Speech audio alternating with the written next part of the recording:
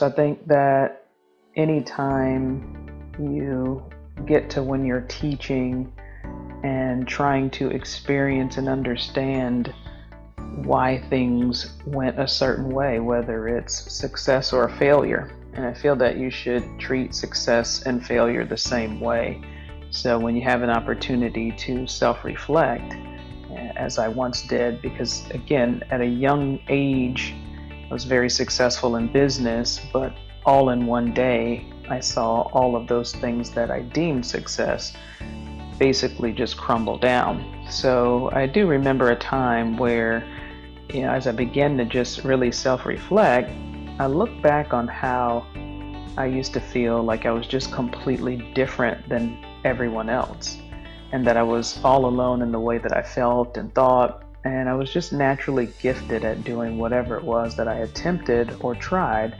And it wasn't that I was just showing off, it was just that I knew I had an unbelievable amount of favor and lots of talents and gifts. The problem was I didn't actually know what to do with those gifts.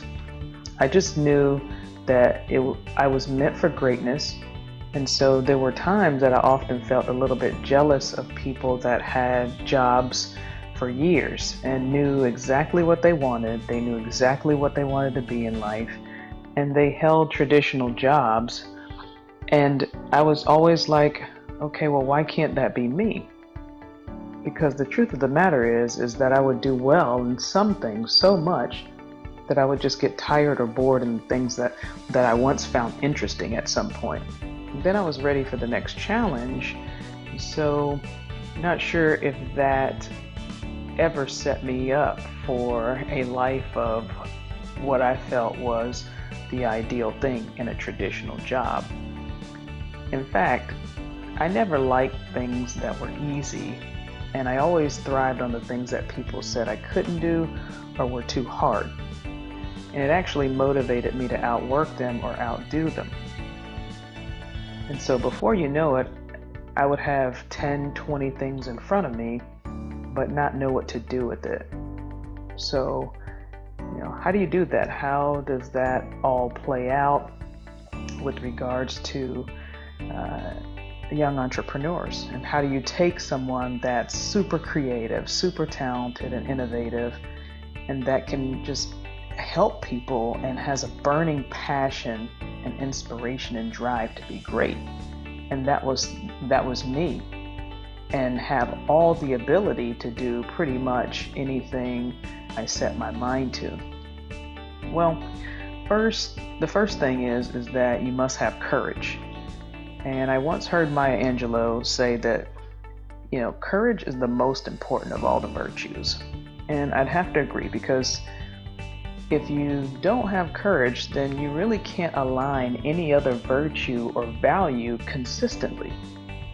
I mean, think about it. If you lack courage, then you will talk yourself out of all of your dreams and aspirations, and the fear becomes too great.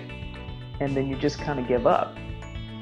And so no matter what, it doesn't matter if we are paid for our dreams. The bottom line of it is that you can't even start your dreams if you don't have courage. And then the second thing is our true purpose. We need to find our true purpose first, and then find our passions, meaning the things that we absolutely love to do, that we are the very best at every single time that we do it. And like I said before, it doesn't matter if what the dream is and what your passions are, and it doesn't matter if you're paid for it. It doesn't matter if anybody else likes it.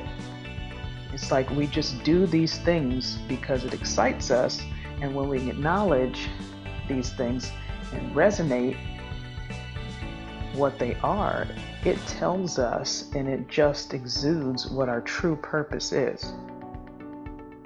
So what's the gift that's been given to us and implanted in us? Because most of the time, it's not necessarily about the things that we can do. It's about knowing why we have what we have and knowing what we have. See, people are naturally drawn to leaders and people that just exude their gift because they want the gift that's inside of us. I mean, that's the reason why we're here on earth. So that reason is to give and to bring our gifts to others, whatever it may be. So we find that great gift when we begin asking ourselves, who am I and what is my purpose? So when you find that calling and we find that our purpose, and we just absolutely tune into our gift and we start to really look at things and become aware of them, becoming aware of what makes us smile and what brings us joy and what inspires us the most. The only thing that's left for us to do is to be consistent.